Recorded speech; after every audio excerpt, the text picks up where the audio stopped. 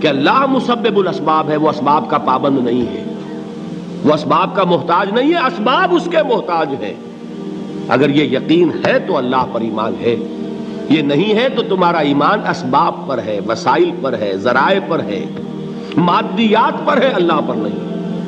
اس وقت کہاں راستہ تھا؟ کوئی راستہ تھا؟ سمندر ہے اور ادھر سے لشکر آ گیا ہے۔ کلا ان معی ربی سیہدین۔ اب دیکھیے ایمان کہہ دینا آسان ہے، ہوا معکم اینما کنتم، جہاں کہیں بھی تم ہوتے ہو اللہ تمہارے ساتھ ہوتا ہے، لیکن اس کا یقین قائم ہو جائے تو زمین و آسمان کا فرق واقع ہو جائے۔ یہی بات ہوئی حضور کے ساتھ۔ غار ہے، چھپے ہوئے ہیں محمد الرسول اللہ اور آپ کے وہ یار غار ابو بکر صدیق رضی اللہ تعالی عنہ۔ اقبال نے حضرت ابو بکر کی شان میں چند اشعار کہے صرف، لیکن واقعہ یہ ہے کہ بھاری بھاری نظموں پر اور قصیدوں پر بھاری ہے، طویل ترین نظمیں اور قصیدے ہوں ان پر بھاری ہے۔ ہمت ابو بکر کی ہمت جو ہے، کشت ملت را جو ابر، جیسے بارش سے کھیتی اپجتی ہے، ابو بکر کی ہمت اور عزیمت اس امت کو اسی طرح سینچنے والی ہے۔ ثانی اسلام و غار و بدر و قبر، وہ دوسرے تھے اسلام میں، دوسرے پہلے کون تھے؟ انا اول المومنین، حضور فرماتے ہیں سب سے پہلا ایمان لانے والا میں، دوسرے ابو بکر۔ ویسے ہمارے ہاں یہ چلتا ہے اختلاف، حضرت علی پہلے ہیں کہ حضرت ابو بکر پہلے ہیں، لیکن اس میں بڑی خوبصورت تطبیق قائم کی ہے علماء نے اور بہت صحیح ہے۔ چار کے بارے میں فیصلہ ہی مت کرو کہ کون پہلے ہے، ان کی ایک عجیب تقسیم کر دی ہے۔ آزاد مردوں میں، بالغ مردوں میں سب سے پہلے ابو بکر، بچوں میں سب سے پہلے علی، خواتین میں سب سے پہلے خدیجہ، اور غلاموں میں سب سے پہلے زید ابن حارثہ۔ بڑی پیاری تقسیم ہے، یہ چاروں ہی پہلے ہیں، ہر ایک کے لیے اولیت ہے۔ اور واقعہ یہ ہے کہ اگر زمانی اعتبار سے تعین ہوگا تو پہلے خدیجۃ الکبریٰ آئیں گی رضی اللہ تعالی عنہ، کسی اور سے بات کرنے کی نوبت بعد میں آ سکتی ہے، پہلے تو اہلیہ محترمہ سے بات ہوئی، آتے ہی پہلی وحی ہوئی ہے، ابھی تبلیغ کا حکم نہیں تھا۔ کس کو بتایا واقعہ؟ ابھی اپنی نبوت کی تبلیغ کا تو حکم ہی نہیں آیا۔ واقعہ کس کا ہے؟ وہ خدیجہ کا ہے۔ جب کہا ہے کہ خشیت علی نفسی، مجھے اپنی جان کا اندیشہ ہے، تو کیا جواب دیا خدیجہ نے رضی اللہ تعالی عنہا؟ وہ صدیقۃ الکبریٰ ہے۔ صدیقات جو ہیں خواتین، ان میں چوٹی پر خدیجۃ الکبریٰ ہے رضی اللہ تعالی عنہا، اور صدیق جو مرد ہیں ان میں صدیق اکبر ہے ابو بکر صدیق رضی اللہ تعالی عنہ، لیکن صدیقات میں چوٹی پر۔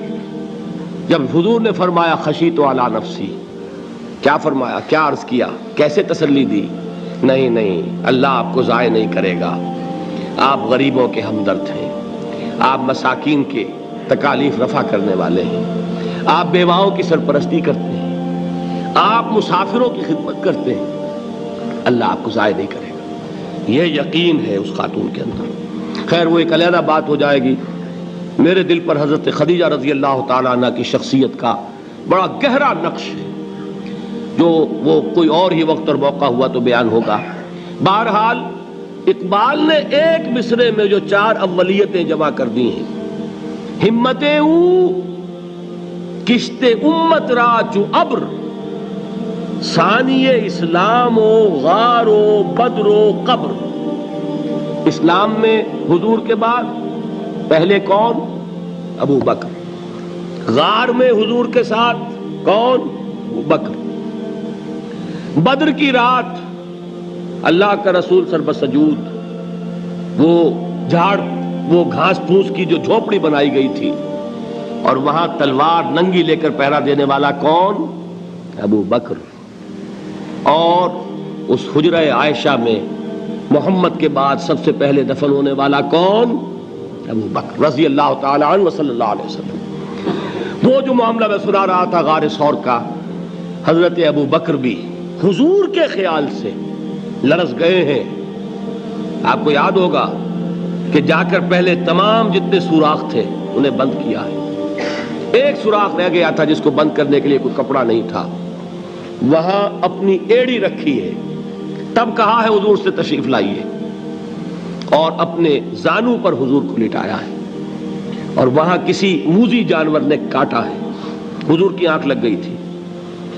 اس وقت اس بل کے اندر جو بھی بچھو ہے کیا ہے واللہ عالم, اس نے کاٹا ہے. اس کی تکلیف کی وجہ سے ابو بکر کی آنکھوں سے آنسو ٹپک گئے. حضور کے چہرے مبارک پر پڑے ہیں تو حضور جاگے ہیں, معاملہ کیا ہے. ایڑی نہیں ہٹائی وہاں سے, مبادا وہ جانور وہاں سے نکل کر محمد الرسول اللہ کو کوئی گزن پہنچا دے. ابو بکر کی ایڑی ہے, جس طرح چاہے کھا لے, ختم کر دے, جان نکل جائے تب کوئی آنچ آئے محمد پر تو آئے, لیکن جیتے جی نہیں. وہ ہے ابو بکر. حضور کے خیال سے اس وقت حضور نے پھر اپنا لعاب دہن لگایا ہے, اور اس سے پھر آپ کی تکلیف ختم ہوئی. جیسے خیبر میں حضرت علی کی آنکھ دکھ رہی تھی, اس کو جو شفا حاصل ہوئی ہے وہ بھی حضور کے لعاب دہن سے ہوئی. تو بہرحال اس وقت انہوں نے کہا ہے کہ اے نبی یا رسول اللہ, اگر اس وقت ان میں سے کسی نے غیر ارادی طور پر بھی اپنے قدموں کی طرف جھانک لیا تو پکڑے جائیں گے. کیا جواب تھا اللہ کے رسول کا؟ لا تحزن ان اللہ معنا. اللہ ہمارے ساتھ ہے, کیوں گھبراتے ہو ابو بکر. یہ ہے ایمان باللہ, میرا مالک اللہ, میرا رازق اللہ, میرا محافظ اللہ, میرا مددگار اللہ, میرا پشت پناہ اللہ, میرا دوست اللہ. یہ دوستی ہے اللہ کی جو لب لباب ہے, حاصل ہے ایمان کا. اسی کا نام ولایت ہے.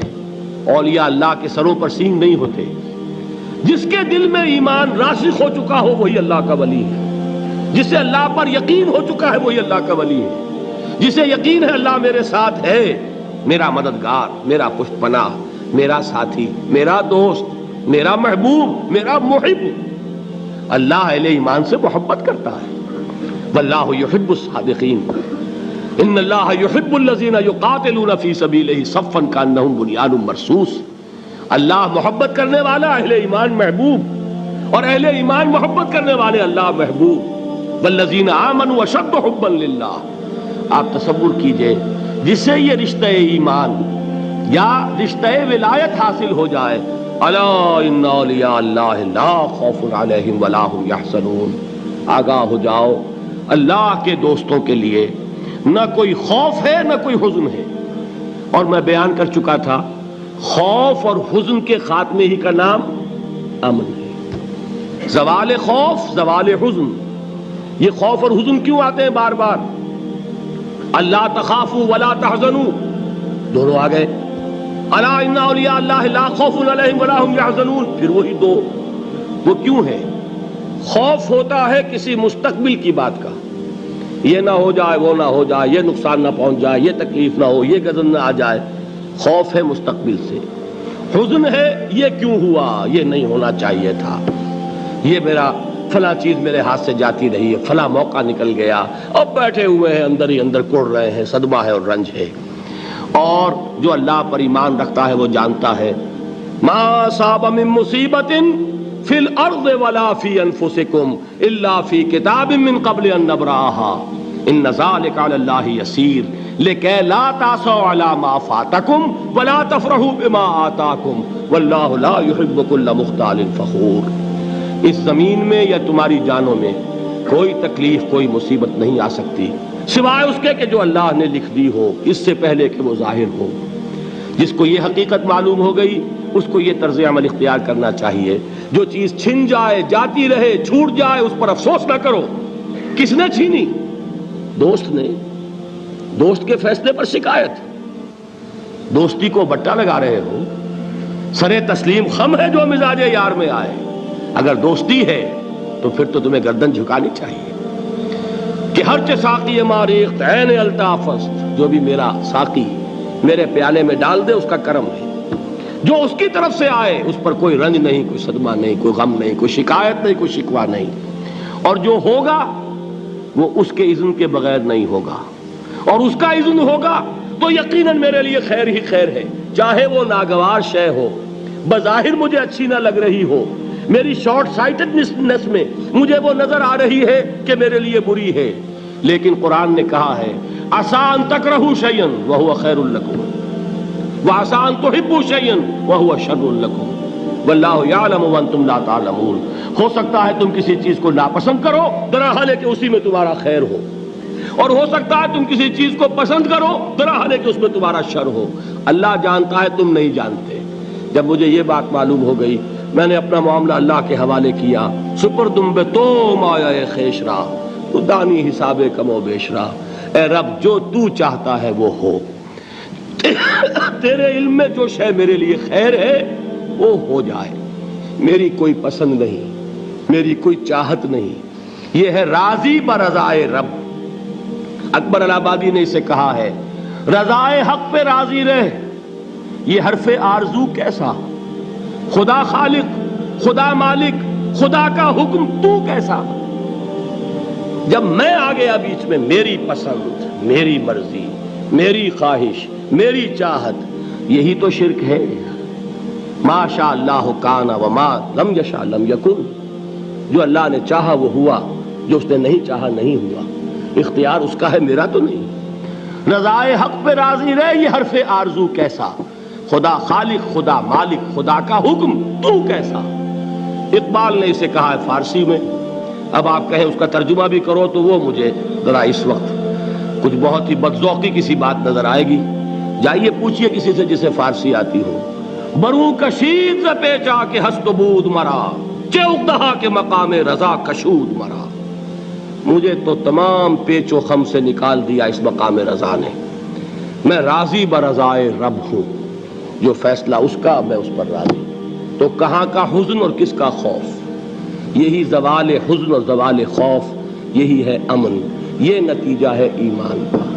تو جان لیجئے یہ ہے لب لباب، یہ ہے حاصل ایمان کا، یہ ہے تو ایمان ہے، یہ نہیں ہے تو ایمان نہیں ہے۔